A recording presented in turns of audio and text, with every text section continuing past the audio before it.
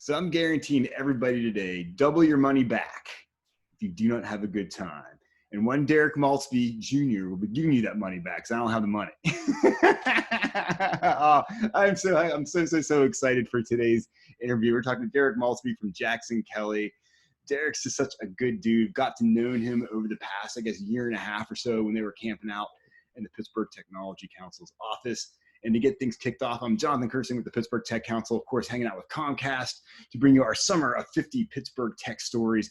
And I'm trying to tell the cool stories in Pittsburgh, stories you may not hear about. And I think Derrick's one of those cool dudes that you may not know about yet, but you're going to be hearing about him because he's on the scene when it comes to all things legal and tech. Derrick, thanks for hanging out with me today. I do appreciate it. Yeah, no, thank you for having me. I'm excited.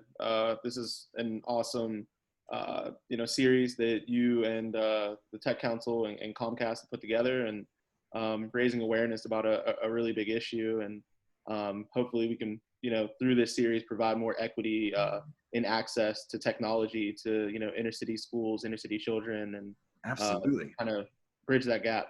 That's what it's all about. And that's why I'm telling everyone, if you're listening or watching, go over to beyondthelaptops.org. And that's what we're raising money for. To make a small donation, it can go a long way because it actually blew my brains out as to how many Pittsburgh public school students have no technology solutions whatsoever. How are they going to learn? They're going to get left even further behind. Yeah. And I can't deal with that. So I'm trying to do what we can do on our end to try to get some awareness and raise some money to at least do something for it and keep that momentum rolling. So I just encourage everyone to go and check that out. But in the meantime, I want to talk to Derrick because Derrick, I think, has got some great insight on what's happening in Pittsburgh's tech sector. I want to know why he decided to become a lawyer.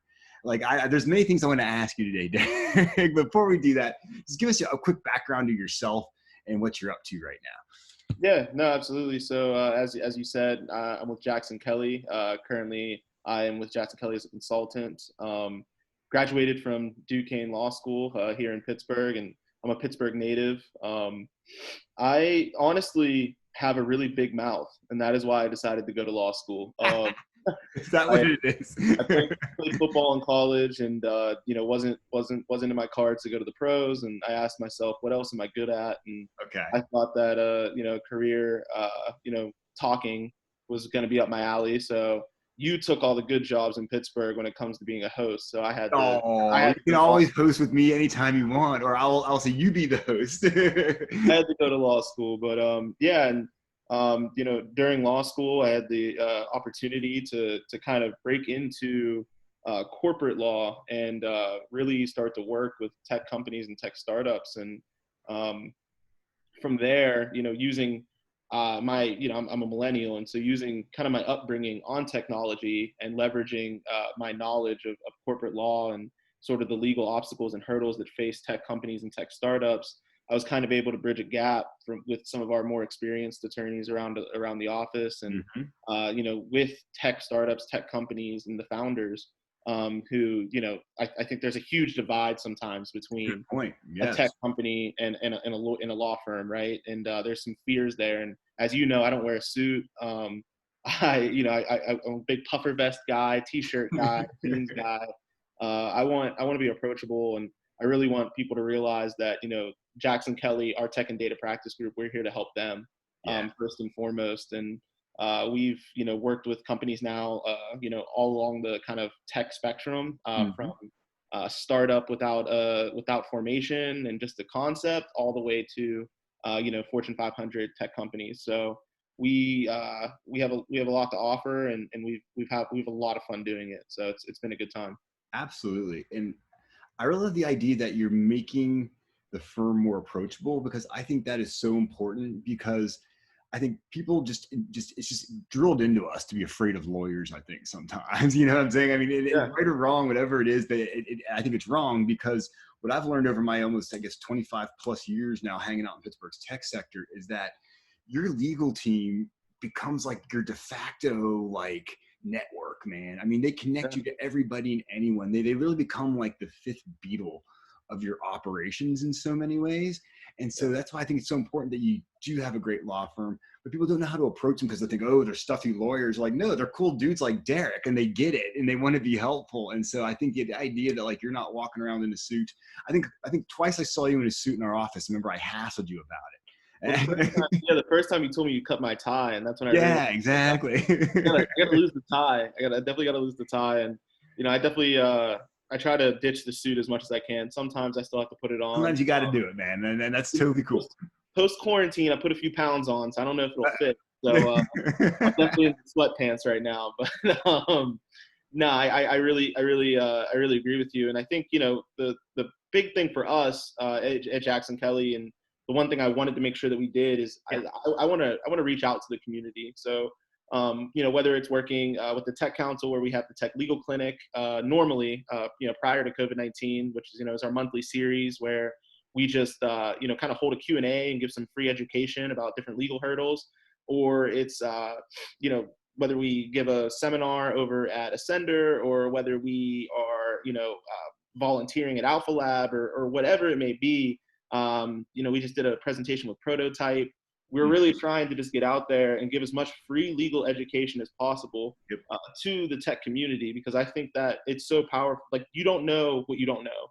And so it's so powerful to be able to give people the tools to at least assess their business plan, their company, their structure, and really be able to say, okay, well, there might be some problems here.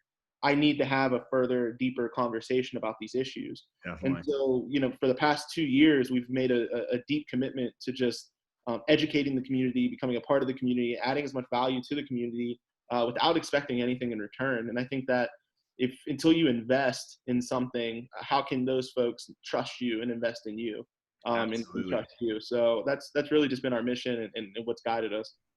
I really appreciated your approach, as I said, as I got to know you and Jason, your other partner in crime, Jason Ott, and just the idea that you are trying to be helpful and to reach out, and the idea that it's like you're not looking to like score a quick client and everything like that. It's like, no, you're literally trying to offer some just get people on the right track and get them started, and realize that like you're there whenever it's needed.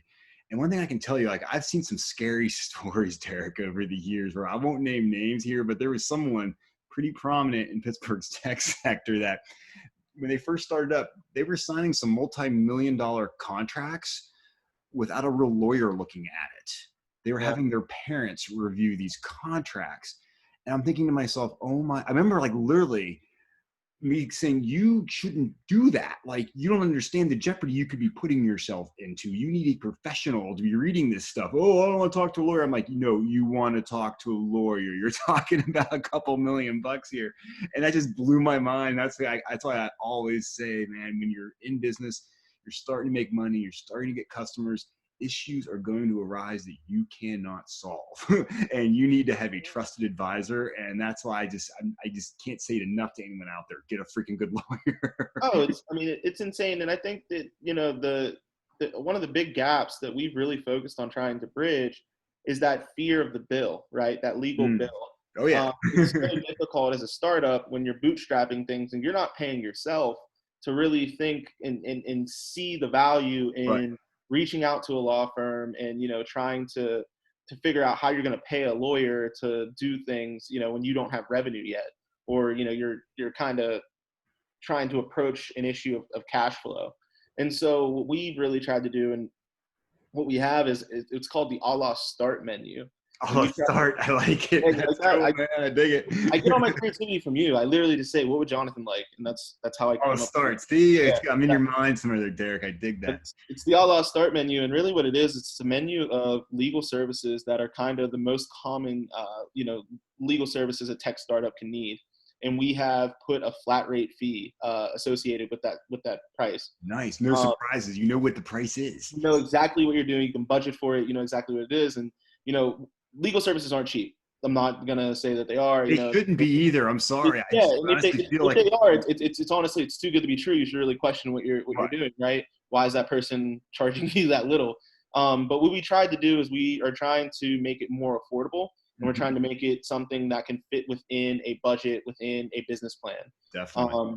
And so for tech startups, we're really trying to focus on ways in which we can work with them to, approach the issue of the legal bill, because I think that is one of the biggest divides between tech startups and law firms, and why you get more of what you're talking about, where people are just entering into agreements, they're just launching products, they don't have privacy policies, they don't have anything, they're not in compliance with anything at all. Exactly, man. It's just awful. They're creating a world of hurt that and can then they come haunt to them us 2 years years later. later, and they're like, okay, can you fix this? And we're like, yeah, it's going to cost you 30 times what it would have cost you. It would have been $500 if you would have done this 2 years ago, dude. Exactly. It was actually just a conversation that we would have given you for free at the tech legal clinic, but you kind of created a mess, and now we have to clean it up. But Okay. yeah, no, and that's the whole part of the education part. The more people we get out there and we talk to, the more people we can tell about the menu, the more people we can point out little issues that they should be thinking about. Mm-hmm. So really, it's all about becoming integrated in the community, which has just been, the big thing for us. Yeah. So one of the things that you've been doing back in the good old days when I got to see you from time to time in the office, you'd come back and you'd say, hey, I was just in Philadelphia. You're going to different parts of the country and checking out different tech sectors and hanging out with some of the things that the ecosystems were doing there. I know there were some awards and parties and things you were going to. What were you seeing outside of Pittsburgh that you think Pittsburgh should maybe be doing? Yeah, no. So I definitely made sure that over the last 2 years, I didn't just spend my time in Pittsburgh. I wanted to spend time in Philadelphia, in Atlanta, in Phoenix. Similar ecosystems to the Pittsburgh tech ecosystem, right? It's not Silicon Valley, but those We don't places. want Silicon Valley. I just want to back up and say, But I don't want to do that. It's not Silicon Valley, but those places are thriving, right? And why are they thriving when they have a similar, I think, makeup to Pittsburgh?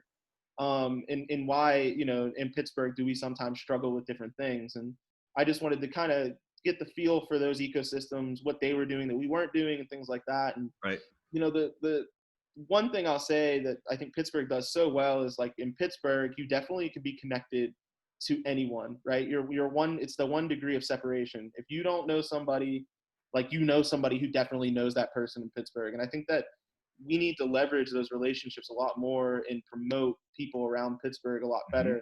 When I'm in Philadelphia, the community is similar. It's very small, a tech community. And so those people, they all are lifting each other up. They're all leading each other to investment. They're all doing those types of things. And while they have a lot of New Yorkers that come down to invest, and similarly in Atlanta has a lot of Silicon Valley money that comes in to invest. I think that there is money to be had in Pittsburgh. There is investment to be gained in Pittsburgh.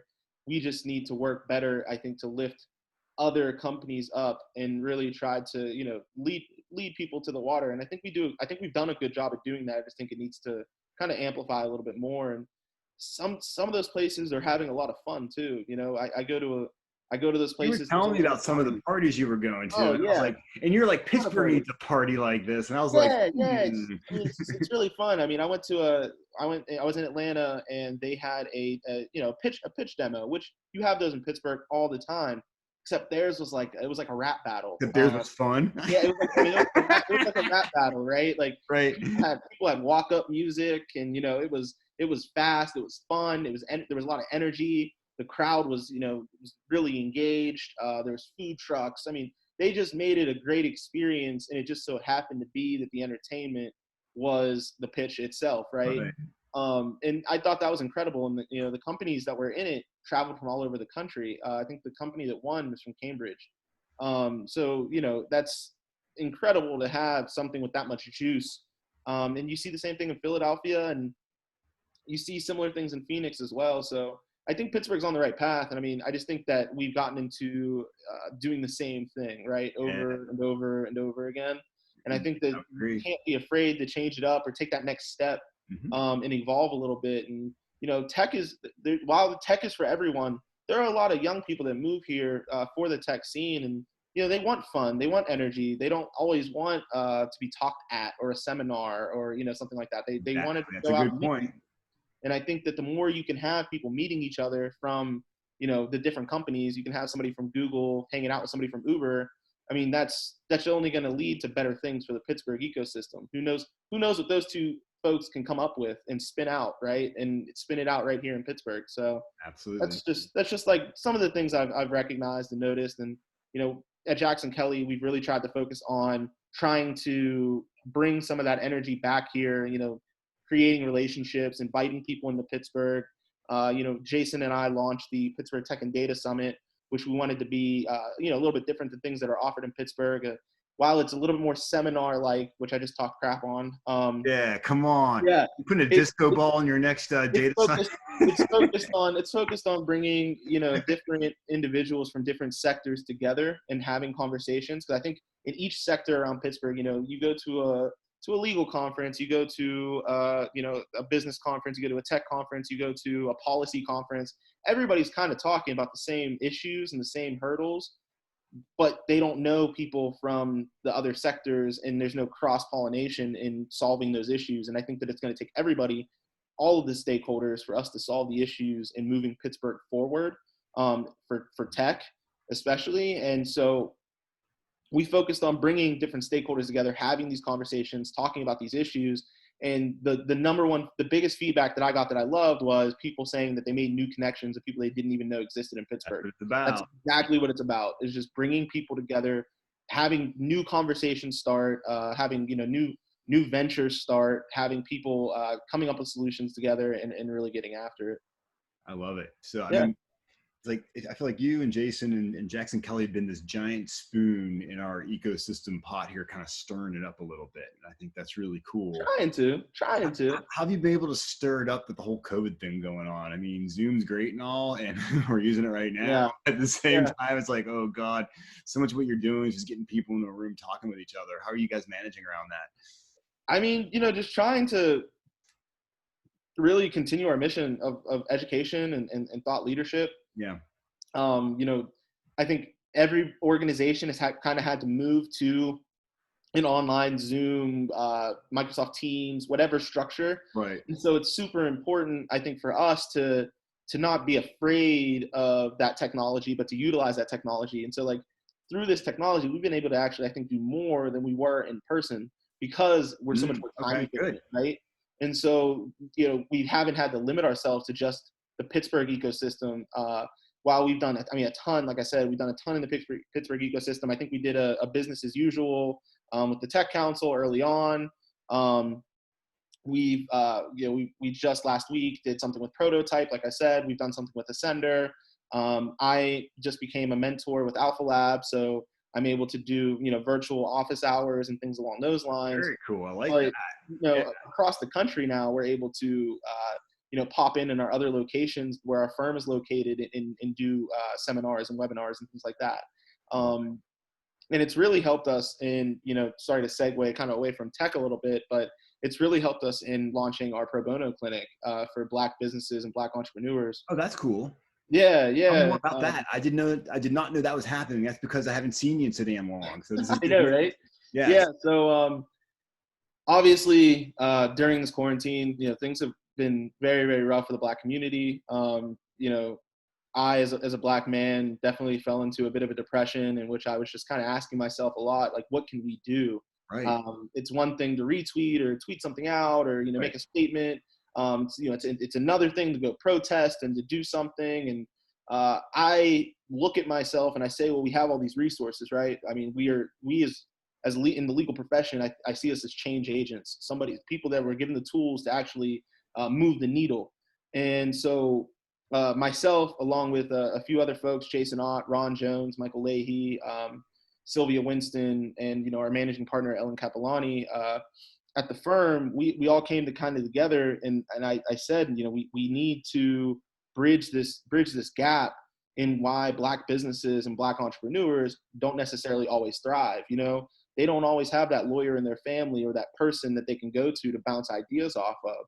And as we talked earlier, law firms, there's this divide, I think, between everyday people and how they view lawyers. They always think that somebody's writing time down or there's a bill or there's a catch. And so we came up with the idea to put together a pro bono clinic for Black businesses and Black entrepreneurs in which, if somebody if you go to our website, you can find it, jacksonkelly.com. You fill out a intake form, you fill out a waiver that kind of just goes over how the relationship between the firm and the individual is, or the entity is.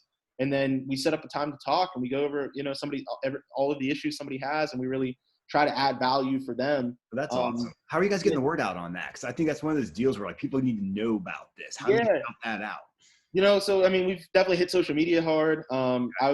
My ugly face was on WPXI. Oh, come on. So I had to go on. I went on the news and talked about it, and we've just really every educational kind of forum we have, we make sure we plug that at the end.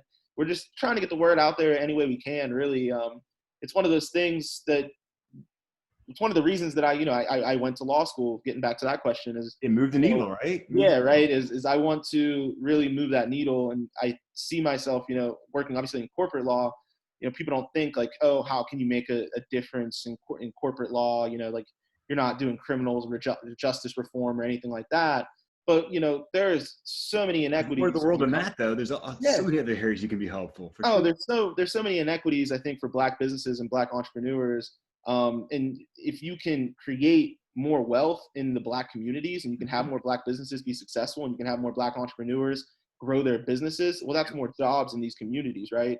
And that's how Absolutely, man. you really can create long-term change. And so the firm has made a commitment that this isn't just something we want to kind of focus on right now and then move on from. This It's isn't gonna just become part of what you guys do day to day, right? yeah, we really want this pro bono clinic to grow to help all minority business owners, all minority entrepreneurs, and we also want it to help long term. We want this to be something that lasts longer than even I will be.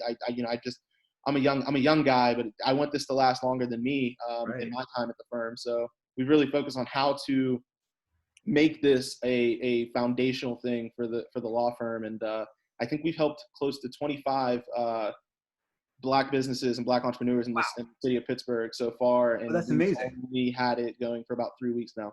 That's fantastic. Yeah, yeah. I'm so glad you told me about this. Like I had no idea this was going on. Now I know, and I'm going to help spread the word for you because Appreciate those that. are some of the things that can really make some substantive changes. I mean, that can Absolutely. literally mean success or failure for a business owner to get some of that advice and know that it's coming from a trusted place. They're not out to just send you a bill. Yeah. They want you to succeed.